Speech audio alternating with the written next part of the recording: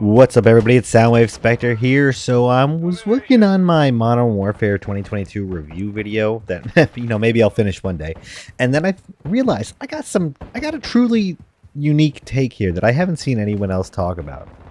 Ready? Drum roll, please. Activison and Blizzard is pretty shady. Now, I know.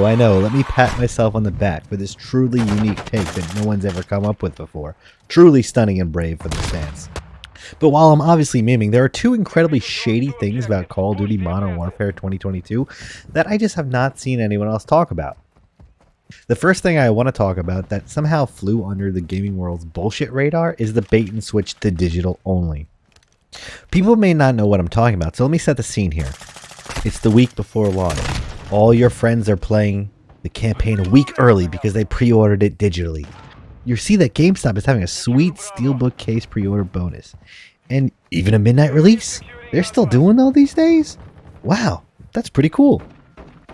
So you've been taking cold showers every day and practicing delayed gratification like the Sigma male that you pretend to be, partially because you preferred physical, partially because you're a sucker for Steelbooks, and it looked really nice the 2019 one. Also, you have the wild idea that you like to actually own the video games that you buy, but I digress. So you go to GameStop, get your game, put the disc in your console, and lo and behold, there's only 72 megabytes on the disc. It's a glorified fucking coaster. Though definitely not my preference, I have no real issue with the game choosing digital only. Plenty have before it, and it seems like that's where the game industry is heading. Personally, I hate it, but that's a whole nother video for another day. My huge issue with this is that they sold you a CD key on a disc. There's a bait and switch that certainly seems unethical, at least in this content creator's eye. When you go out and get the disc, you have to manually install the 116 gigabytes of the game piece by piece by piece. The game seems to fight you every step of the way, as you have to install all of its packs individually. The multiplayer is the only thing that the base game installs when you put it into your PS5. You then have to manually opt into the campaign twice, and then the Spec Ops mode. Then there's Warzone as well, if that's your thing. At least on PS5, there was no option as to which one you wanted to install first. And I have pretty great internet, but because the entire thing is a download, from out of the box to starting the campaign after installing everything was about 3 hours, which is insane.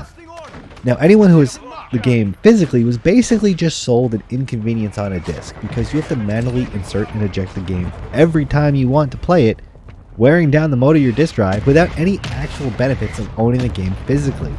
Since you're doing it for a 72 megabyte CD key, that's just proof of purchase. This is like the only time in my life I'd ever tell people, yeah, just get the game digitally. There's literally no point to getting it physically. I can't say I would ever trust buying a physical game from them ever again. The other thing that I haven't seen anyone complain about in their glowing reviews that is a huge issue to me, and the answer is, I guess, kind of modern gaming, but that doesn't even solve it anymore. So what's the issue here? Well, first, let me take us back in time a little bit. We're going back to 2017, a time where gamers actually banded together and pushed back against the bullshit, instead of blindly enabling it. So the year was 2017, and Luke Skywalker and Darth Vader were both locked behind 40 hours of singular focused grinding to be able to play as them in Battlefront 2 2017 from DICE. The community was so pissed off about it that EA's infamous Pride and Accomplishment Reddit post was the most disliked in history at the time.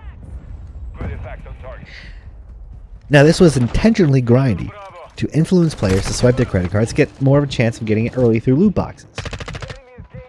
Now let's fast forward back to today. Captain Price, Ghost, and Soap are pretty synonymous with Call of Duty. And, we'll throw in Farah there just for brevity, since she's pretty well received in 2019's COD. But how can you unlock them? Do you grind for hours? No. The only way you could have unlocked them is if you bought the $100 Vault Edition. Sure, that edition comes with a battle pass and tier skips, but that's house money, and it's totally bullshit that they're selling you that as an extra deal, especially when it wasn't even out at launch. So essentially, these costumes are worth $30 extra. But what if you already bought the standard plebeian version of the game? for whatever reason. You wanted to see if you liked it first before you dropped $100 on it as opposed to $70. Then you decide, hey, you know what? I actually do like this, and I'm willing to upgrade. Is there an upgrade to the Vault Edition that's available? Sure, buddy, don't worry. Just pay another $100. That's right. You don't just pay for an upgrade, since it's a fucking unlock. You have to literally buy the entire game all over again. So these 4 skins... Phrasing. Okay, phrasing.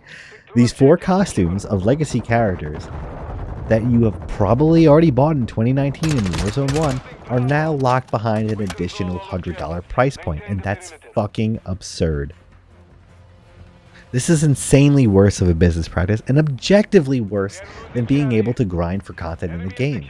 Sure, price isn't as culturally significant as Luke Skywalker, but these characters are synonymous with the brand. I've seen people say like, oh, but COD never carries shit over. Well, Fortnite has been carrying over your paid unlocks for years, and now Overwatch, which is also Activison Blizzard, just carried everything over from a 6-year-old game. So like, for example, I played so much Warzone 1 back in the day. Me and my squad each had our own characters. So I was Ghost, my dad was Price. Yes, I played with my stepfather. He's 60 years old, and he has over 3,000 hours in Warzone. He's an animal. My buddy was Charlie, and we all knew what was going on based on which character was speaking. It was a little bit of extra knowledge, extra auditory information, but also we liked the style, we liked the characters. I was so much more willing to buy battle passes and cosmetics in Warzone 1.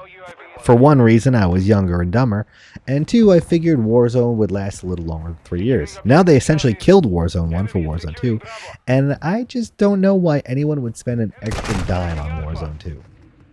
It's absurd, and I think the lack of outrage about all of this just tells you how much more anti-consumer games have gotten in the last 5 years. It really seems like gamers are too far at the bottom of the well that they can't even see the light anymore. As I said in my review, sure, COD 2022 is a great bang for your buck, but as it stands, I would rather have paid $100 or $120 for the price point of the game to actually be able to get the entire game. And with just how many ghosts and soaps I see running around, I'm sure this will never end until gamers start calling out this bullshit. But I'm pretty black-pilled, and I'm pretty sure we never will.